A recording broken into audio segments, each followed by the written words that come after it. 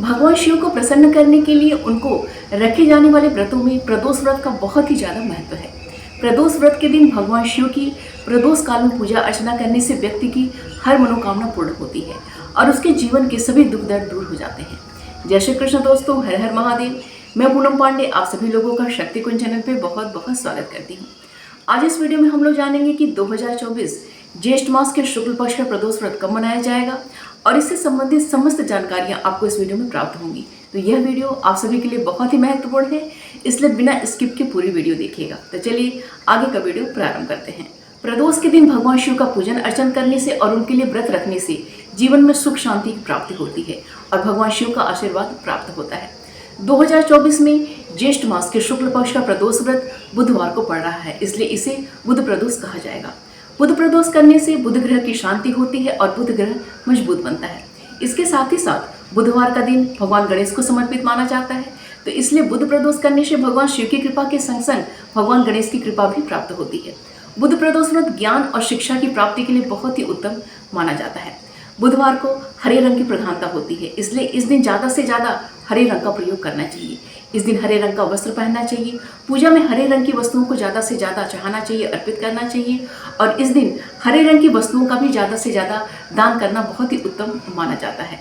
ज्येष्ठ मास के शुक्ल पक्ष की त्रयोदशी तिथि का प्रारंभ 19 जून दिन बुधवार की सुबह में 7:28 से हो रहा है और त्रयोदशी तिथि का समापन 20 जून दिन गुरुवार की सुबह में 7:49 पे हो रहा है। तो इस प्रकार हम देख रहे हैं कि 19 जून दिन बुधवार को हमें पूरे दिन और पूरी रात्रि हमें त्रयोदशी तिथि प्राप्त हो रही है। जैसा कि हम सभी जानते हैं कि प्रदोष का व्रत तभी रखा जाता है जब त्रयोदशी तिथि प्रदोष काल में अर्थात संध्या काल में हमें प्राप्त हो रही है। तो 19 जून को दिन बुधवार को हमें प्रदोष काल में अर्थात संध्या काल में हमें त्रयोदशी तिथि प्राप्त हो रही है, तो इसलिए यह जो प्रदोष व्रत है वो 19 जून दिन बुधवार को रखा जाएगा। 19 जून का जो प्रदोष व्रत है वो साध्य योग और सिद्ध योग में संपन्न हो रहा है, जो कि बहुत ही श्रेष्ठ और बहुत ही उत्तम है। इस प्रदोष व्रत के में हमें विशाखा नक्षत्र और अनुराधा नक्षत्र का संयोग प्राप्त हो रहा है और इसके साथ ही साथ इस दिन सर्वार्थ सिद्धि योग, अमृत सिद्धि योग और रवि योग का संयोग भी हमें प्राप्त हो रहा है।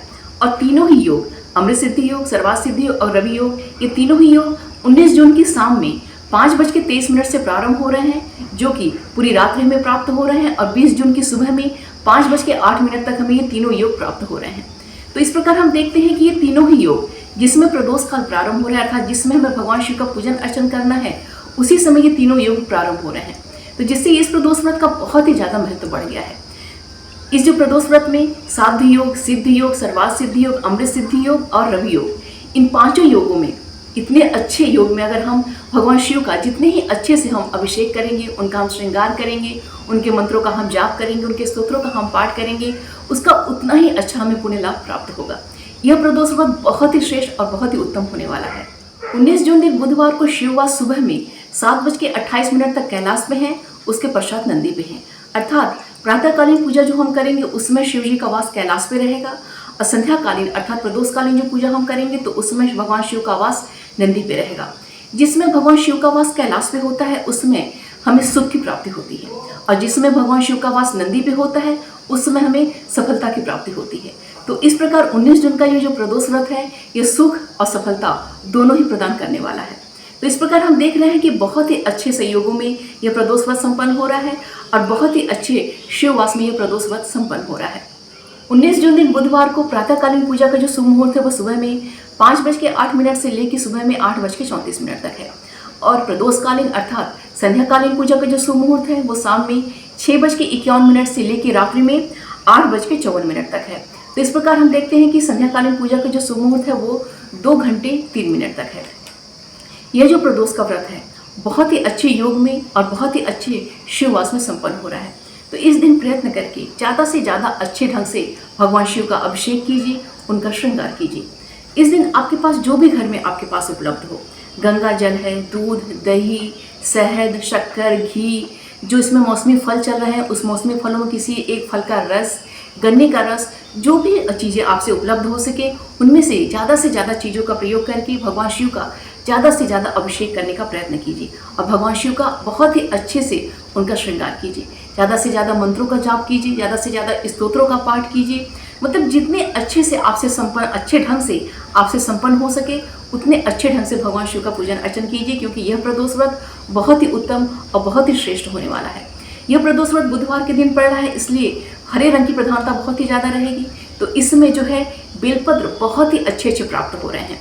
तो इस दिन आप बेलपत्र पर राम लिख के भगवान शिव को अर्पित कीजिए। अब बेलपत्र की संख्या कितनी रहेगी वो आपके ऊपर निर्भर करता है। और इस दिन शमी पत्र भी चढ़ाना बहुत ही उत्तम रहेगा, क्योंकि शमी पत्र की तुलना सोना अर्थात गोल्ड से की जाती है। इसके साथ ही साथ हरा मूंग भगवान शिव को अर्पित करना और हरे मूंग का दान करना भी बहुत ही ज़्यादा उत्तम रहेगा। इस दिन हरा चारा गाय को खिलाना भी बहुत ही ज़्यादा उत्तम रहेगा।